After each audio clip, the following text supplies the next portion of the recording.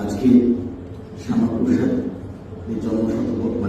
জন্মপক্ষের যে অনুষ্ঠান, সেই অনুষ্ঠানের যিনি মূল বক্তা আজকে আমাদের বাংলা বিভাগের ডক্টর অর্জয় চট্টোপাধ্যায় মহোদয়, আমার কলেজের সহকর্মীবৃন্দ, শিক্ষাকর্মীবৃন্দ, স্নেহের ছাত্রছাত্রীরা, আজকে এমন একটা দিনে আমরা আমাদের অনুষ্ঠান পরিচালিত করছি যখন দেশ জাতি এমন একটা সময়ের মধ্য দিয়ে চলেছে, এমন একটা পরিস্থিতির মধ্য দিয়ে চলেছে যখন আমরা আমাদের ভাবনা, আমাদের চিন্তাকে কোথায় গিয়ে দাঁড় করাবো, কোথায় গিয়ে আমাদের নৈতিকতা একটা জায়গায় দাঁড়াবে, এই ভাবনা নিয়ে যখন আমরা দোদুল্যমানতার মধ্যে আছি, তখন ডক্টর শ্যামাপ্রসাদ মুখার্জির চিন্তা, ভাবনা, আদর্শ, তার মূল্যবোধ, তার দেশাত্মবোধ, এই বিষয়গুলি আজকে আমাদের কাছে অনেক বেশি গ্রহণযোগ্য বলে মনে হচ্ছে। তো আমি আমার বক্তব্যের কয়েকটা জায়গাতে শুধুমাত্র আপনাদের সামনে তুলে ধরতে চাই যে শ্যামাপ্রসাদ বাবুর যে চিন্তা ভাবনা, তার যে দেশাত্মবোধ, তার যে শিক্ষা, তার যে চেতনা, এই সব বিষয়গুলোকে যদি আমরা একটা মালা গাঁথি, তাহলে সেই মালাটা পরার মতো যা গলা থাকবে তিনি ভারত মাতা। তো তিনি সবকিছু করে ভারত মাতাকে উৎসর্গ করেছিলেন। ভারতীয় পার্লামেন্টে ভারতবর্ষের প্রথম প্রধানমন্ত্রী জওহরলাল নেহেরু বলেছিলেন, দেশ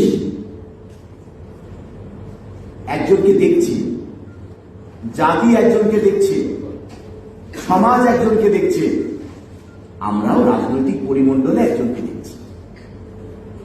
আমাদের তো সমাজনীতির সঙ্গে রাজনীতিকে যোগ করতে হবে, তাই স্বাভাবিক কারণে আমরা সবসময় সবটা বলতে পারি এমনটা নয়, কিন্তু যেটা বলতে পারি না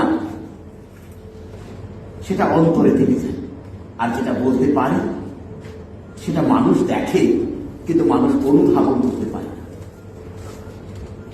তো শ্যামাপ্রসাদ মুখোপাধ্যায় সম্পর্কে তার এটাই ছিল সব থেকে বড় অভিব্যক্তি, ভারতবর্ষের প্রথম প্রধানমন্ত্রী। আমি দ্বিতীয় আরেকজনের কাছে যাই, তার নাম অটল বিহারী বাজপেয়ী।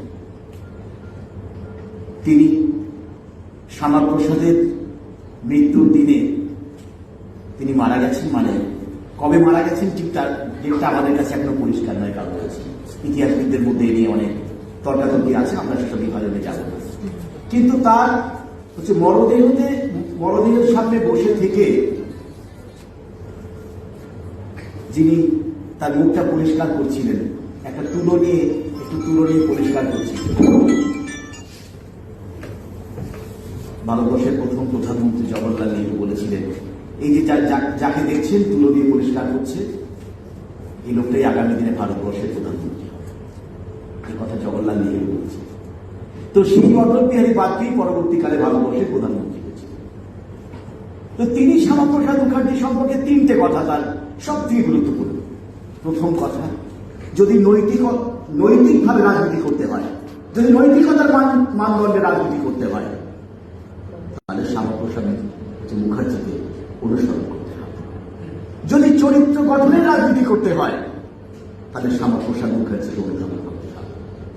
আর যদি ন্যায় ধর্মের রাজনীতি করতে হয়, তাহলেও শ্যামাপ্রসাদ মুখার্জিকে অনুসরণ করতে হবে। এই ছিল অটল বিহারী বাজপেয়ীর বক্তব্য।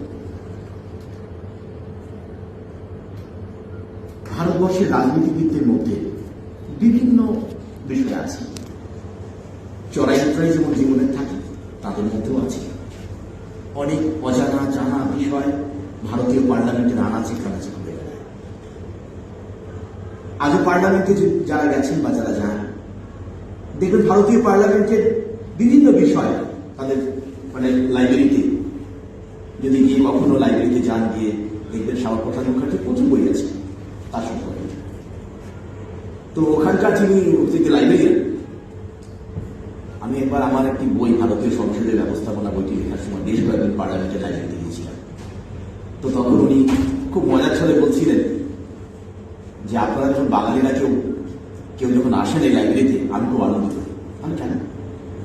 বলছে আমার বাঙালিকে বেরিয়ে মনে হয় একজনের মুখটা সবসময় ভাসে।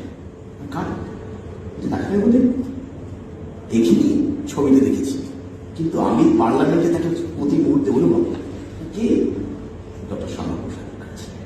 এই বাঙালিকে আমরা স্যালুট করি, কারণ তার চিন্তা, তার ভাবনা, তার চেতনা এমন একটা জায়গা তৈরি করেছিল। কারণ রাজনীতি ভারতবর্ষের ইতিহাসে রাজনীতি থাকবেই, আমরা সবাই রাজনীতির মধ্যে আছি। আজ থেকে 2500 বছর আগে সেই দার্শনিক বলে গেছেন Aristotle, man is a political animal and state is a political institution. Show me a body politics. কেউ আমরা রাজনীতি পাই না, সবাই রাজনীতি। কিন্তু রাজনীতির সঙ্গে সমাজনীতি, রাজনীতির মধ্যে যদি মানবিক মূল্যবোধ না যুক্ত হয়, সমাজনীতি, মূল্যবোধ, চেতনা আর শিক্ষা যদি তার সঙ্গে একমূল্যে না হয়, তাহলে কোনোদিন একটা আদর্শ দেশ গঠন হতে পারে। এই কারণের জন্য আজকে এত বছর পরেও আমাদের রাষ্ট্র গঠন হলেও জাতি গঠন হয়নি। এই যে রাষ্ট্র গঠন আর জাতি গঠন, এই জায়গা নিয়ে অনেক প্রয়োগ আছে। ভারতবর্ষের সভ্যতাটা হচ্ছে স্যালাড বোলের সভ্যতা, যেটা পশ্চিমী দেশগুলো হচ্ছে মেল্টিং পট।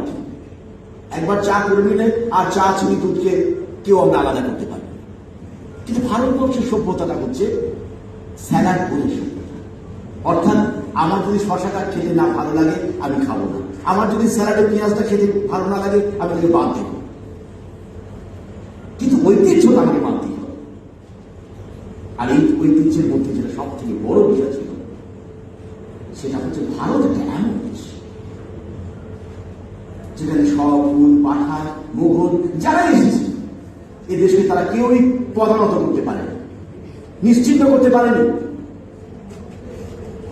সেদিন আমরা বলতে বাধ্য হয়েছিলেন যে সত্য সেলুকাস কি বিচিত্র এই দেশ, সত্যিই বিচিত্র এই দেশ। কিন্তু এই দেশের সব থেকে যেটা অবলম্বন সেটা হচ্ছে আদর্শ। এদেশের সব থেকে যেটা বড় অবলম্বন সেটা হচ্ছে চেতনা, তার থেকে বড় অবলম্বন হচ্ছে শিক্ষা, তার থেকে বড় অবলম্বন হচ্ছে নৈতিকতা। তো এই চারটে বিষয়ে সমন্বয়ে যিনি প্রধান বার্তা এই ভারতবর্ষের মাটিতে গ্রথিত করে গেছিলেন, তিনি ডক্টর শ্যামাপ্রসাদ মুখার্জি। 1950 সালে শান্তিনিকেতনের সমাবর্তনে দাঁড়িয়ে ডক্টর মুখার্জি বলেছিলেন, তোমরা আজকে সমাবর্তনে এসেছ, তোমরা সবাই সার্টিফিকেট নেবে, কিন্তু মনে রেখো তোমাদের সার্টিফিকেট তা যেন সামাজিক সার্টিফিকেট হয়, তা যেন মানবিক সার্টিফিকেট হয়, এমনটা নয়। উনি সেদিন দাঁড়িয়ে বলেছিলেন যে আমরা যেন তাকে ব্যবহারই প্রয়োগ করতে পারি। যে শিক্ষা তুমি নিচ্ছ সেই শিক্ষাকে তুমি প্রয়োগ করো, সেই শিক্ষাকে তুমি ছড়িয়ে দাও।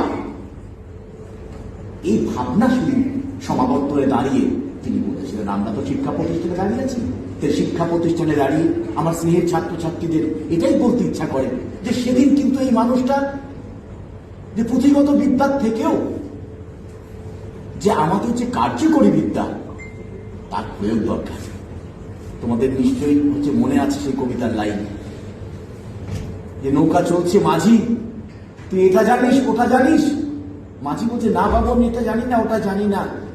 খানিকক্ষণ পরে নদীতে ঢেউ উঠেছে, বলছে বাবু এবার কি হবে?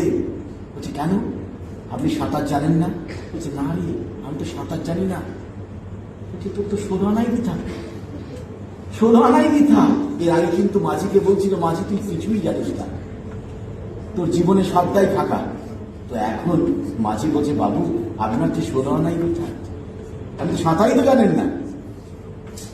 এই বাস্তবিক জীবনে আমাদের প্রত্যেকটা বিষয়কে সংযোগ করা, আর এই সংযোগ ঘটানোর জন্য আমাদের মহাপুরুষেরা যে বক্তব্য রেখে গেছেন যে বাণী তারা আমাদের সামনে উচ্চারিত করেছেন, সেগুলো যদি আমরা আমাদের জীবনে প্রয়োগ না ঘটাই, সেগুলো যদি কার্যকরী না করি, তাহলে কেমন করে আমরা সেটা করলাম?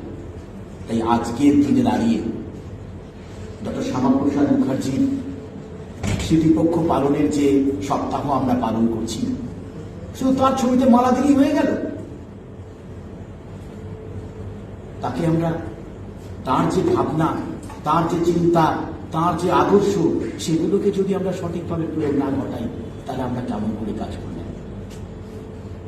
শুধুমাত্র বইয়ের পাতাতেই থাকবে, ওগুলো পড়তে হয়, ওগুলোর মধ্যে কিছু করার দরকার নেই, এমনটা যেন না হয়। তাই আমাদের নেতাজি মহাবিদ্যালয়ের ছাত্রছাত্রীরা, আমাদের সহকর্মীরা, আমাদের শিক্ষাকর্মী বন্ধুরা, আমরা সবাই মিলে এই প্রতিষ্ঠানকে যদি একটা জায়গায় নিয়ে যদি না যেতে পারি, তাহলে আমরা কিসের আদর্শ? আমরা যদি প্রতি মুহূর্তে ভাবি যে আমরা শুধুমাত্র দৈরথ করেই কাটিয়ে দেব, তাহলে কেমন করে হবে? আমাদের তো একটা জায়গায় পৌঁছাতে হবে। সমস্যা থাকবে, নানা ধরনের জটিলতা থাকবে, জীবনে চলার পথে প্রতি মুহূর্তে মুহূর্তে সমস্যা থাকবে, কিন্তু সেই সমস্যাগুলোকে আমাদের কাটিয়ে তুলতে হবে সততার সঙ্গে, ন্যায়ের সঙ্গে, চেতনার সঙ্গে। তোমার পরবর্তী বক্তা সেই বিষয়গুলো কি বলবেন? সাহিত্য, বিশ্ববিদ্যালয়, শিক্ষা, মাত্র 33 বছর বয়সে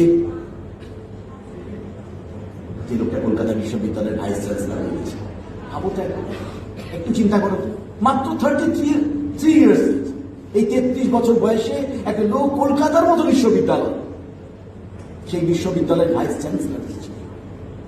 শুধু তাই নয়, ভারত সরকারের শিল্প এবং সরবরাহ দপ্তরে তিনি মন্ত্রীও ছিলেন। ভারতবর্ষের যে ক্যাবিনেট, কিচেন ক্যাবিনেটের তিনি অন্যতম সদস্য ছিলেন। এতগুলো পদ অতিক্রম করেছেন তিনি। একদিকে তিনি তাঁর দেশাত্মবোধ, একদিকে জাতীয়তাবাদ, একদিকে বাংলা এবং বাঙালিকে রক্ষা করা, আর একদিকে দেশমাতৃকার প্রতি তার অঙ্গীকারবদ্ধতা। এই জায়গাটাই হচ্ছে ডক্টর শ্যামাপ্রসাদ মুখার্জির জায়গা। তো আজকে আমাদের পরবর্তী বক্তা তিনি এই বিষয়গুলো নিয়ে বিস্তারিত বলবেন। তার শিক্ষা, তার সাহিত্য, তার দর্শন, এখানে তোমরা সেগুলোকে আত্মস্থ করবে এবং আমরা সবাই এই ঘর থেকে এমন একটা চিন্তা নিয়ে বেরোবো, এমন একটা মন নিয়ে বেরোবো, সেই মনটা হবে জাতি, ধর্ম, বর্ণ নির্বিশেষে একটাই কথা, উই আর ইন্ডিয়া। উনি কিন্তু এটাই বলেছিলেন যে একতাই সম্ভব, আর সেটাই ভারতেও তাকে আমরা প্রতিষ্ঠিত করব। আমাদের দেশাত্মবোধ থাকুক, আমাদের ন্যায় থাকুক, আমাদের চেতনা থাকুক, আর মনুষ্যত্ব থাকুক, এইটুকু